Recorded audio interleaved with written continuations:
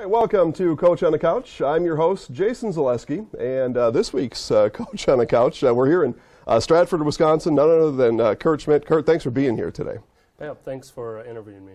Yeah, well, we appreciate the time. We appreciate the scenery. We've got a very comfy couch, a very comfortable setup here in the Stratford Library here at the school, and very nice facility here, too. Actually, I'd just say that. Office. I mean, so no, I'm kidding.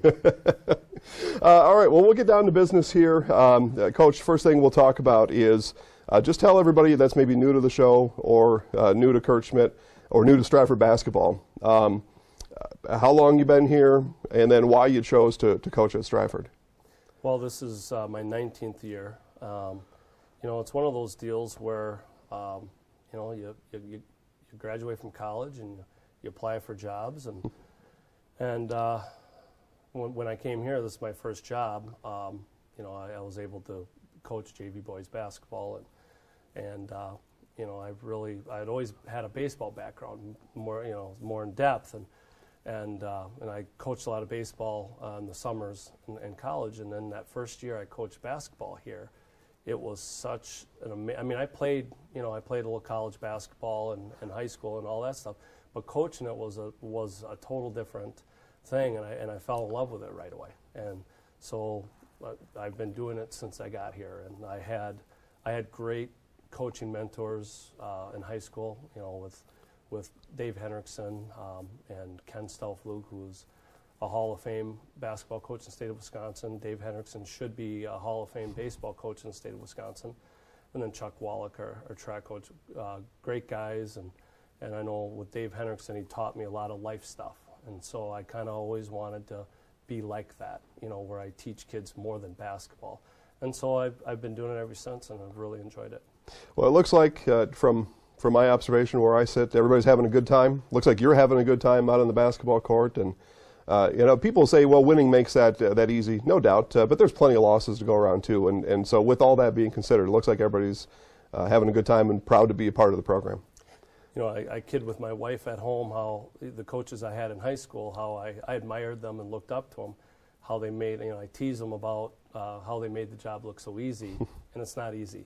There's always things coming up, like right now we're dealing with some sicknesses on the team, and every team goes through that, and you got to plug in people, but I enjoy teaching and coaching. They go hand in hand for me, and it's a lifestyle. It's something I don't do a lot of other things. I'm not a big fisherman, hunter. I don't drywall for people or whatever. And this is kind of that thing where I've studied hard my whole career to be a good teacher and a good coach. So I enjoy what I do. Yeah, good. Sounds like somebody else I know. All right. So 2018 is here, January 10th, as we sit here today. And that means we're more than halfway through the season. You've got one loss on the books. Everyone else you've beat that's come up on the schedule. As you look back to, say, maybe November 1st, is that how you saw this whole thing going? We expected to be very competitive. The only question mark I had was, we're still fairly young. We have some inexperienced kids. But I knew we had talent and skill, and a good balance of height, good guard play.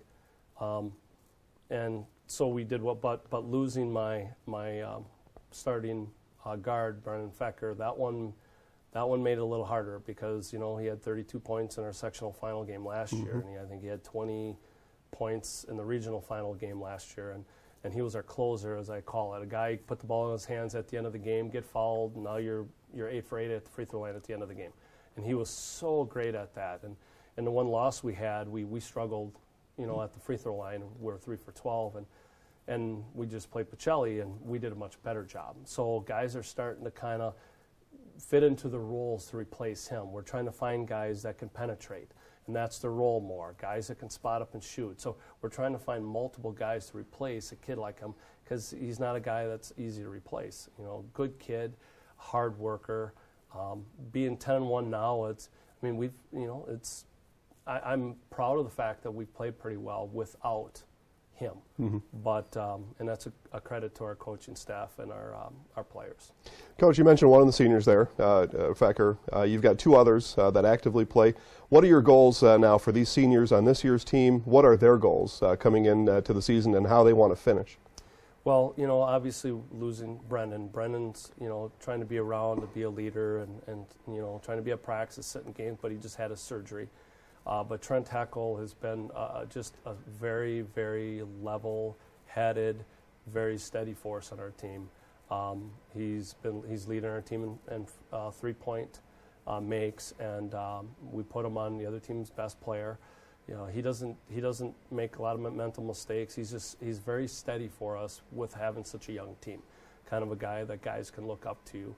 He's having a great year. He loves to play. He's invested a ton of time into it, and you can see it.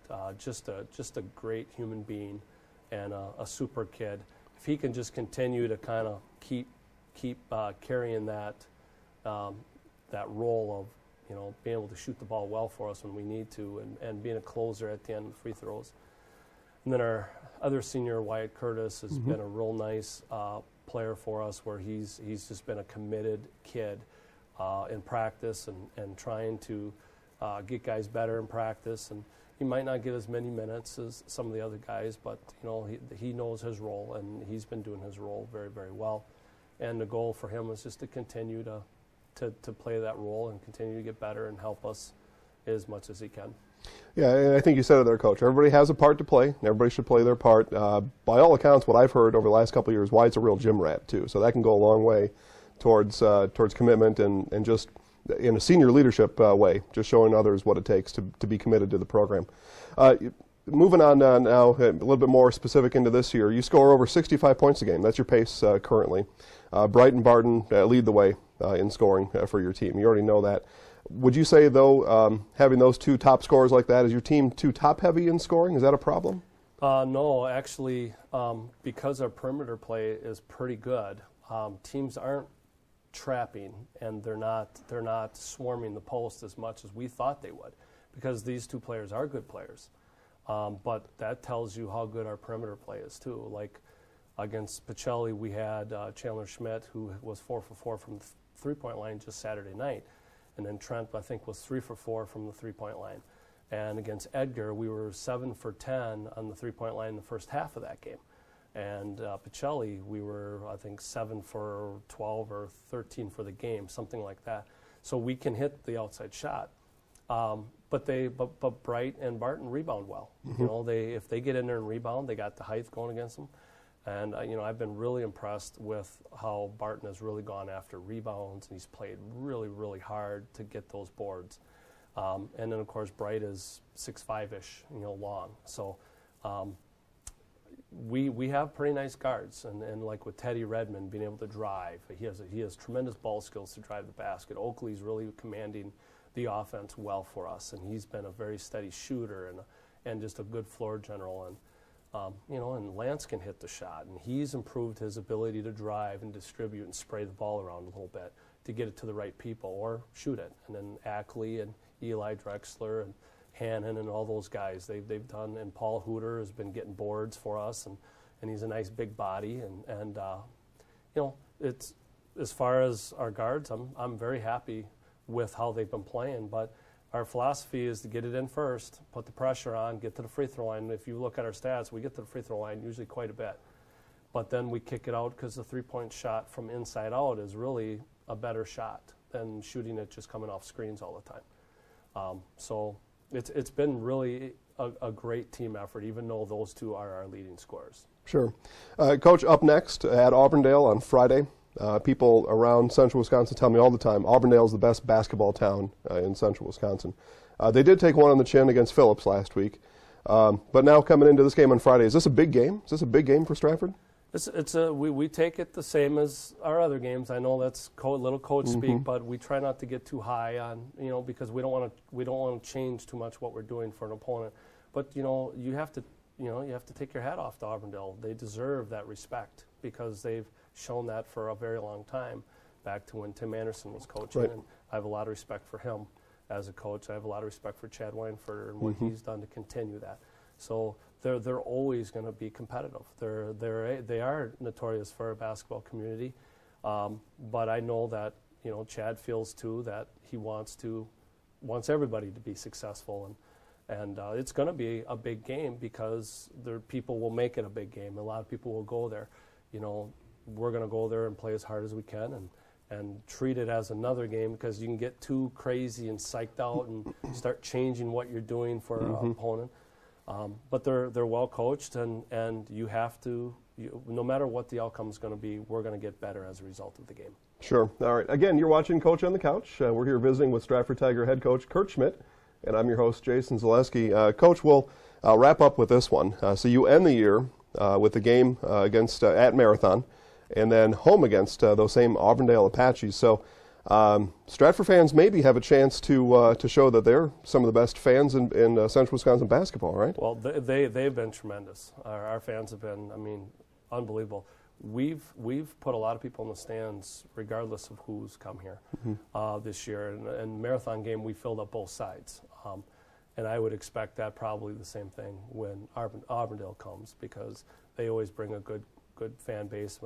But I've been very pleased with our student body. Our student body has been tremendous support. Our administration's been great support. They're usually always at the games, and teachers but community members that don't have kids playing, they want to come and watch. And we've had some guys and some ladies come that always shaking your hand regardless after the game, just pleasant people.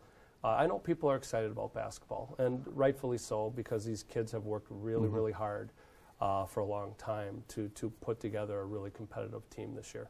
Sure. Well, to end the season at Marathon and then home against Auburndale, I don't think you'd want it any other way. Those are two big games to close out with, and we'll certainly set these Stratford Tigers up for the playoffs and beyond after that. So we'll let you off the couch on that one, Coach, and thanks again for being here. We appreciate all your time tonight. I appreciate what you guys are doing. Yeah, good. Well, we're happy to be here. So again, thanks for watching Coach on the Couch. I'm your host, Jason Zaleski. Get down and watch these guys. A lot of fun happening here in Stratford, boys and girls basketball. JV's having a pretty good run here as well. So yeah, a lot of good things happening here. So get down and watch. If you can't make it down to the game and watch, many of these games are live streamed, and you can find those games live by visiting focusonmarshville.com/sports or ZaleskiSports.com. Thanks for watching Coach on the Couch, and we'll see you next time.